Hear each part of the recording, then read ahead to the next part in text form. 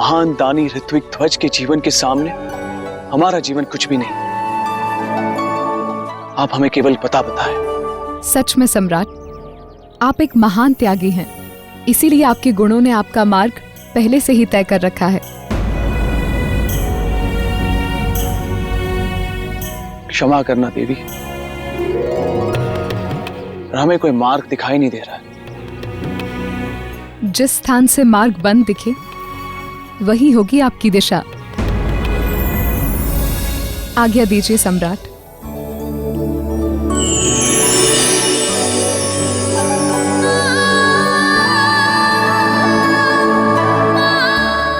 वाह वाह वाह वाह वाह वाह वाह वाह, मजा आ गया, आनंद आ गया, मन प्रसन्न हो गया। मतलब जब से समूची सृष्टि का निर्माण हुआ तब से लेकर अब तक मेरे मित्र विक्रमादित्य जैसा राजा कोई दूसरा नहीं हुआ। वाह वाह वाह, धन्य है भारतवर्ष, धन्य है उज्जैनी नगरी और धन्य हूँ मैं जिसे विक्रमादित्य जैसा मित्र मिला। क्या कहते हैं राजा भोज? सच कहा आपने बेटा। सम्राट विक्रमादित्य जैसा राजा ना कभी था और ना होगा। देवी, अगर आप अनुमति दे दें तो मैं राजन से कुछ शब्द कहना चाहता हूँ। हाँ, इसके बाद मैं एकदम चुप रहूंगा, कुछ नहीं कहूंगा, चुपचाप बैठूंगा, लेकिन अनुमति दे दीजिए। ठीक है बेताल, कहिए। हाँ तो राजन, मैं ये कहना चाहता था, इस सृष्टि में दो तरह के पुरुष होते हैं राजन। एक होते हैं ज्ञानी पुरुष और दूसरे होते हैं अज्ञानी पुरुष। ज्ञानी पुरुष वे होते हैं जो सब कुछ जानकर भी अनजान नहीं बनते, और अज्ञानी पुरुष वे होते हैं जो सब कुछ जानकर भी अनजान बने रहते हैं, जैसे आप। क्योंकि आप जानते हैं कि मेरे मित्र जैसा राजा ना तो कोई हुआ है और ना होगा, लेकिन उसके बाद भी आप उसके सिंहासन के पीछे हट किए हुए हैं और देवियों को भी कष्ट दे रहे हैं, है ना देवी? सही कहा ना मैंने? सही कहा या गलत कहा, जो भी कहा बहुत कहा। अब मैं कहूंगी और आप सिर्फ सुनेंगे। तो राजन, सम्राट विक्रमादित्य उस स्वर्ण पोटली को खोजते हुए कठिन रास्ते पर चल पड़े, अपने लक्ष्य की तरफ।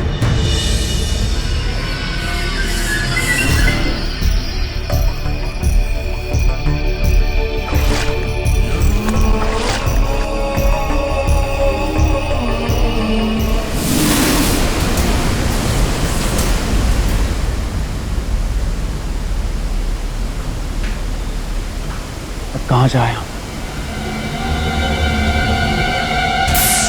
जिस स्थान से मार्ग बंद दिखे वही होगी आपकी दिशा।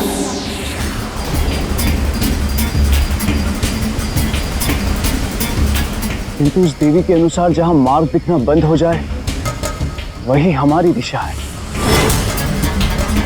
इसका मतलब स्वर्ण पोटली प्राप्त करने का असली मार्ग इसी झरने के भीतर है।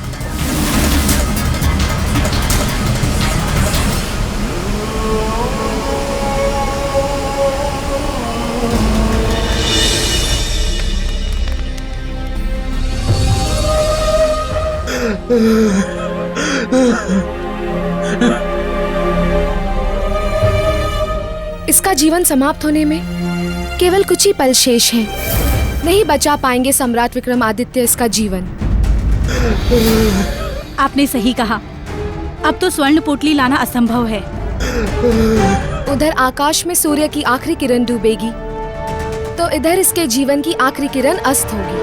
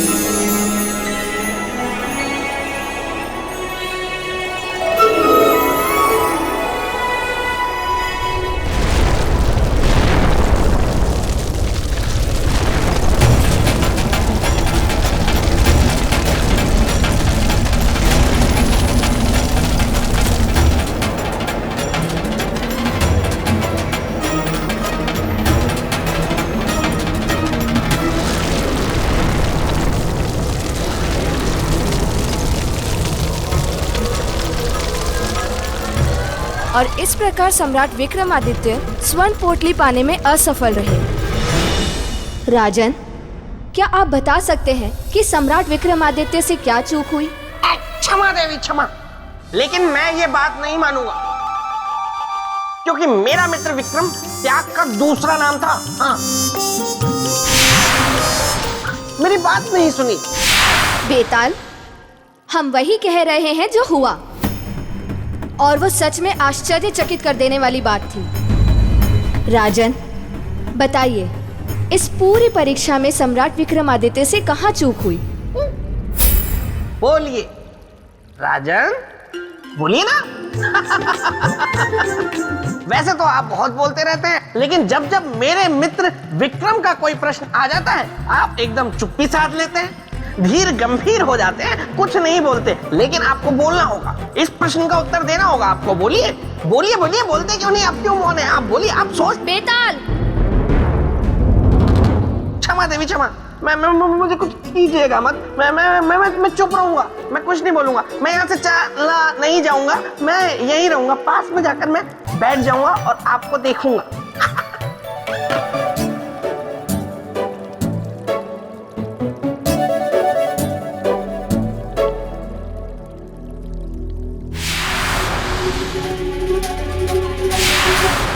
जवाब दीजिए राजन।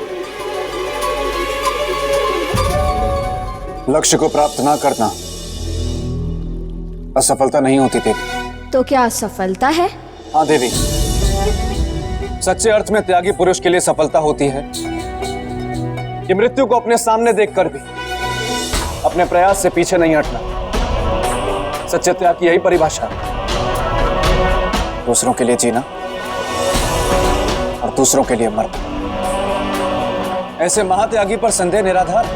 वाह राजन, त्याग जीवित व्यक्ति करता है, मरा हुआ व्यक्ति ना तो सफल होता है और ना ही त्याग करता है। और सम्राट विक्रमादित्य मृत्यु के कगार पर थे। देवी, जिस व्यक्ति में दूसरों की भलाई के लिए अपने जीवन को त्यागने का साहस होता है, उस व्यक्ति की ना तो कभी मृत्यु होती है और ना ही पराजय। वो अमर होता है और उसके लिए परिस्थितियों को भी बदलना पड़ता है। ये त्याग कभी निष्फल नहीं जाता।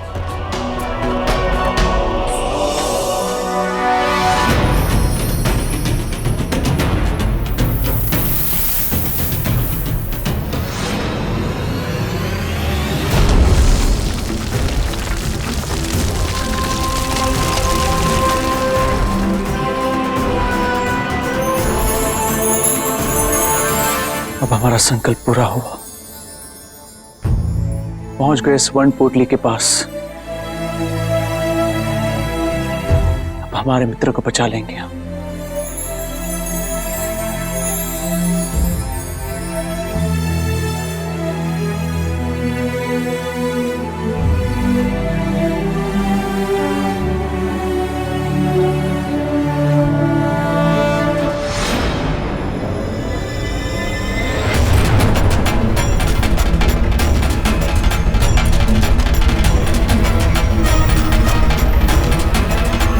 सम्राट विक्रमादित्य।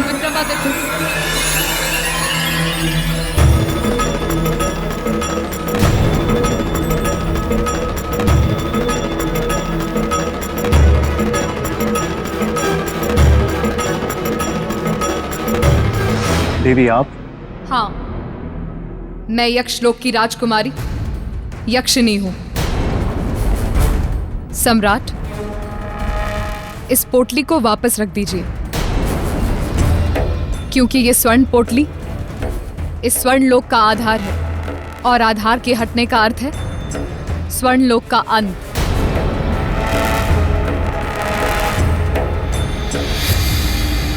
क्षमा करना देवी,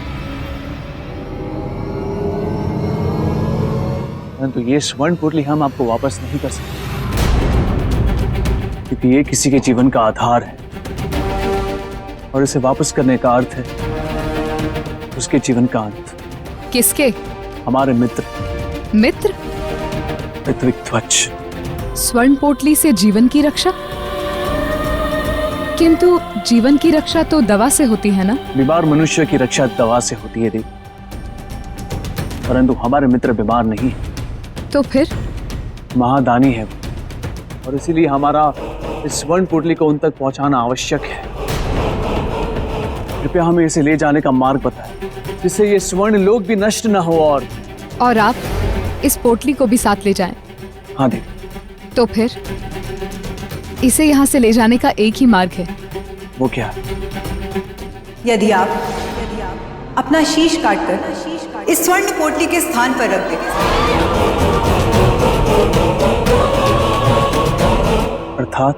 अर्थात जिस प्रकार शरीर के लिए शीश महत्वपूर्ण होता है, उसी प्रकार इस स्वर्ण लोक के लिए यह स्वर्ण पोटली महत्वपूर्ण है। यदि आप ऐसा कर पाएं तो स्वर्ण पोटली आप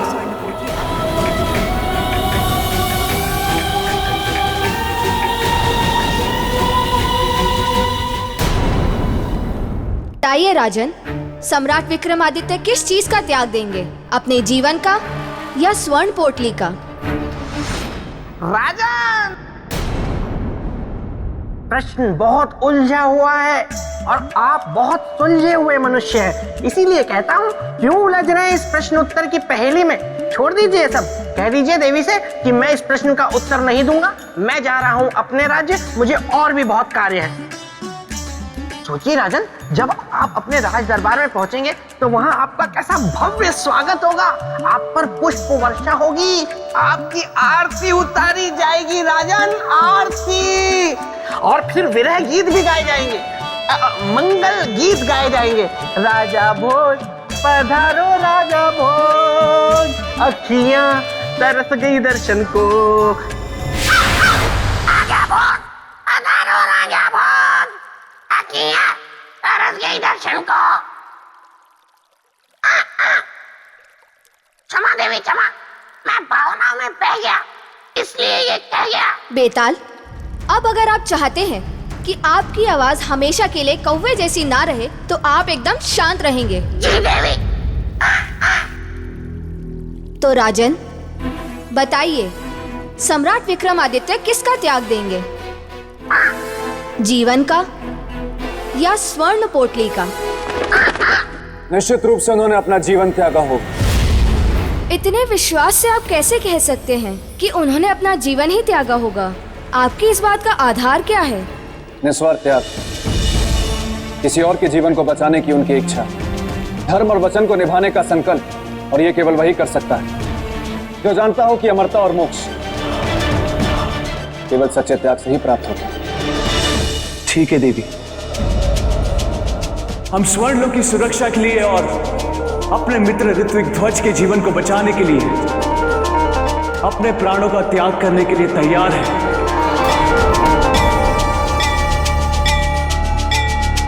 किंतु इसके बदले में आपको मेरा एक काम करना होगा देवी।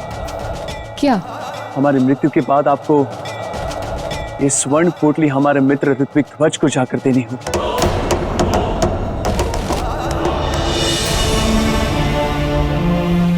अवश्य।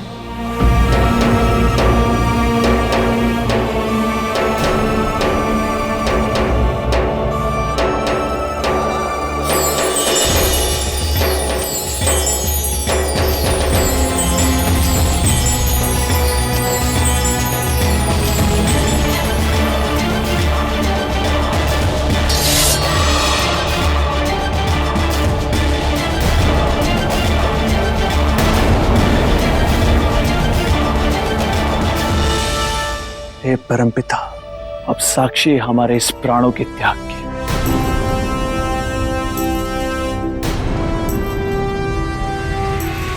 ठहरिए राजन, ठहरिए राजन। मैं तो आपकी परीक्षा ले रही थी और आप मेरी परीक्षा में सफल हुए। आप निसंदेह इस संसार के सबसे सर्वश्रेष्ठ और योग्य त्यागी हैं, इस स्वर्ण पोटली को धारण करने योग्य। लीजिए।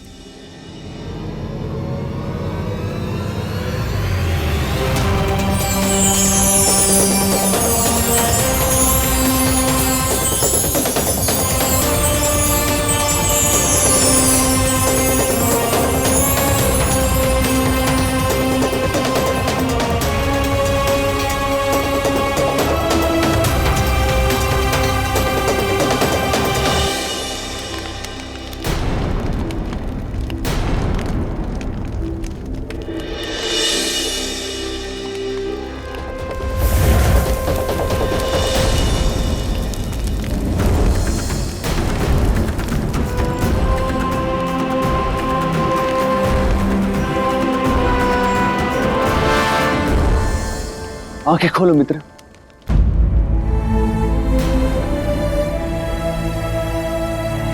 मित्र, हमने आपको वचन दिया था कि हम अवश्य आएंगे। आंखें खोलो मित्र।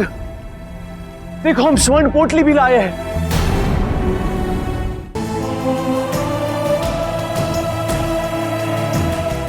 देखिए मित्र, उठिए,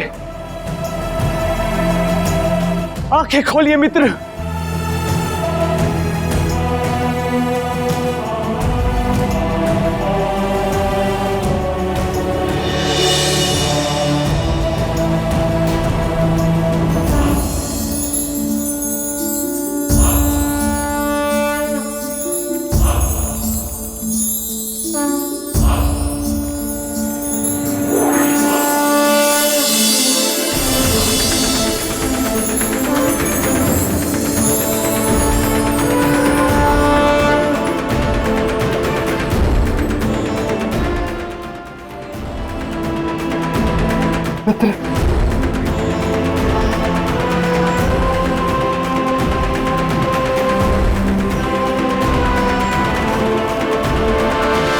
धन्यवाद मित्र, बहुत बहुत धन्यवाद। राजन, इस संसार में ना तो आपकी तरह कोई त्यागी है और ना ही भविष्य में होगा। जिस तरह देवों में देवेंद्र श्रेष्ठ हैं, उसी तरह नरों में आप नरेंद्र होंगे, अर्थात मनुष्य में इंद्र।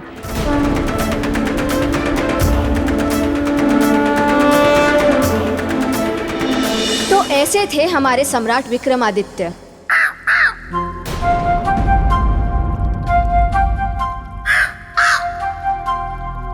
देवी, यदि आप उचित समझें तो बेताल को अपनी आवाज वापस कर दें। ये सही कह रहे हैं।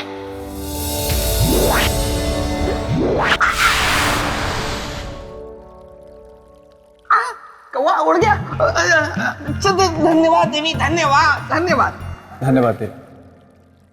हाँ तो राजन, आपने सुना मेरे मित्र की महानता को, उनके त्याग को। ऐसे थे मेरे मित्र, उनके बारे में बहुत कुछ बात।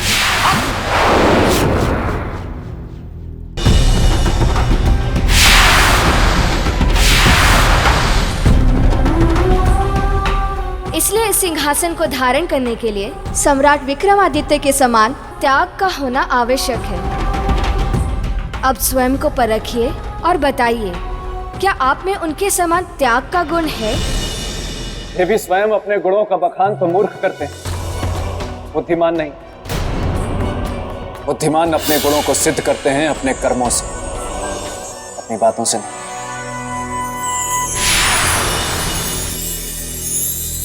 राजा भोज, कोशिश चाहे कितनी भी बार कर लो, बातें चाहे कितनी भी बड़ी बड़ी कर लो, लेकिन मेरे रहते मेरे मित्र के सिंहासन पे तो नहीं बैठ पाओगे।